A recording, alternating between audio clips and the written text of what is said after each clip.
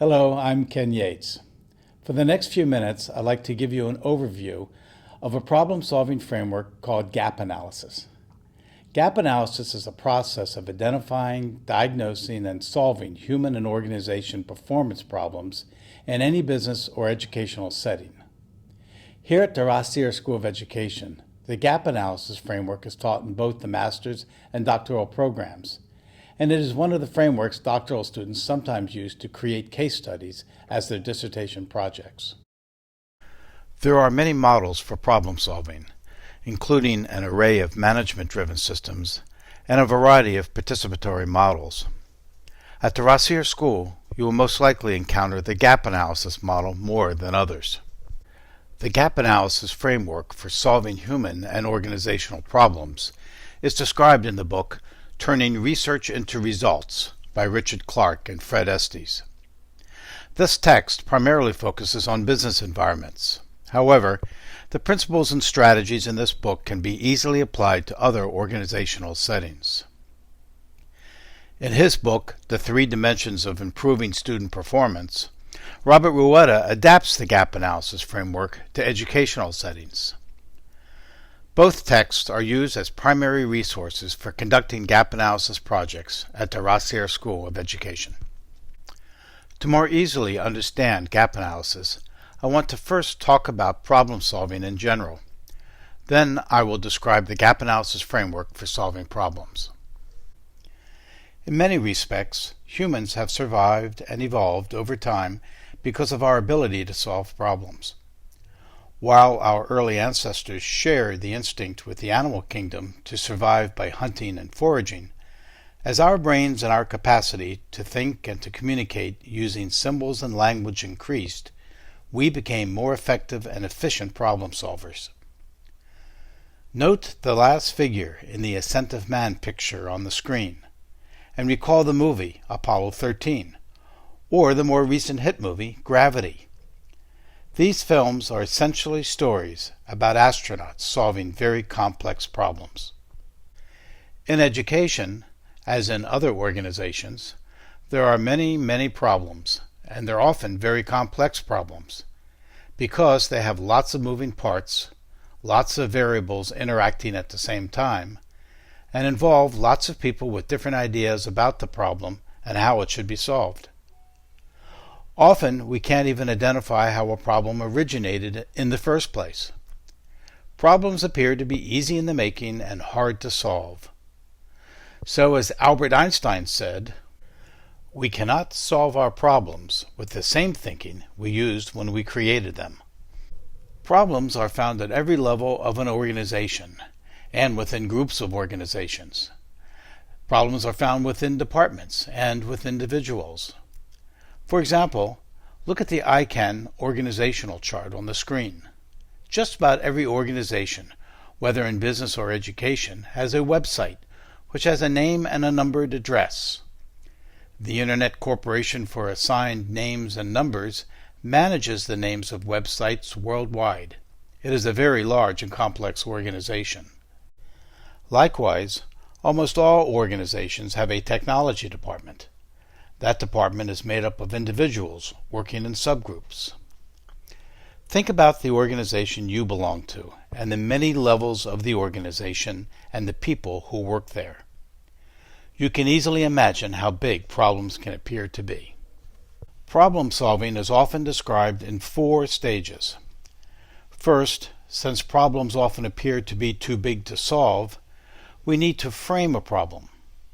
Framing a problem includes, for example, breaking down a problem into smaller, more manageable problems, or identifying and working with one set of stakeholders, or knowing what the real problem is in the first place, or distinguishing different kinds of problems. This framing process makes problems easier to measure and analyze in the assessment and diagnosis phase. Then, with a focused analysis, solutions can be more easily identified, implemented, and evaluated to determine if the solution worked. A weakness in this general method of problem solving is that if the problem is not sufficiently framed, then the solutions often do not work. One unique component of the gap analysis framework addresses this weakness by further framing problems as a series of goals to be accomplished. When you restate problems as goals, you can identify the relevant elements in the goal and determine how the organization can control them by establishing performance goals for all the stakeholders within and outside of the organization. For example, the goals for a K-12 school could be established for each stakeholder. Gap analysis, then, begins with a very succinct, clear statement of an organizational problem. By organization, we mean a school, a company, a government agency, or any group of individuals who come together to achieve a common goal. The organization's problem is rewritten as the organization's goal, followed by an analysis of the stakeholder goals that must be accomplished to achieve the organization's goal and thus solve its problem. Gap analysis then answers these 7 questions. What is our performance goal? Where are we now related to the goal? What is the size of the gap between our goal and the current status? What is causing the gap? What solutions will close the gap? How do we implement the solutions? How do we measure our progress? You might ask, why is gap analysis so important? The reason is that there is substantial evidence that people most often jump to solutions they think will solve a problem without taking the time to analyze the cause of the problem. We impulsively select and implement the wrong solutions that 2/3 of the time do not solve the problem and often make it worse. A good example is when we throw more money at a problem. Another is when we think our solution is a cause, when it is really addressing another solution, and the real cause of the performance gap remains unclear. Many new school programs that purport to address student achievement gaps and costing millions of dollars often do not address the underlying cause. Tragically, when solutions do not work, we often blame the people who have the problem. Another unique component of the gap analysis framework is that it helps organizations gain a deeper understanding of the possible root causes that could be impeding an organization from achieving its goals. Gap analysis draws on decades of research in learning, motivation, and organizational theory that suggests most performance problems have 3 causes. People may not have the knowledge and skills to perform the tasks necessary to achieve their goals. People may not value or feel what they are doing is important or have confidence that they can do it, or they don't start or persist or put effort into achieving their goals. Or people do not have what they need to perform their tasks, so they are prevented from achieving their goals. When causes for performance gaps are diagnosed along these 3 dimensions, solutions can be identified that have solid evidence in the research and a high probability of closing the performance gap. So let's stop to think about this for a moment in the context of your organization, or an organization familiar to you. Think of a performance problem you may be encountering in your organization. Learners who are underachieving, or instructors, teachers, or corporate trainers who are not addressing all the necessary learning outcomes, such as the grade level content standards or the proficiencies required to succeed in a profession.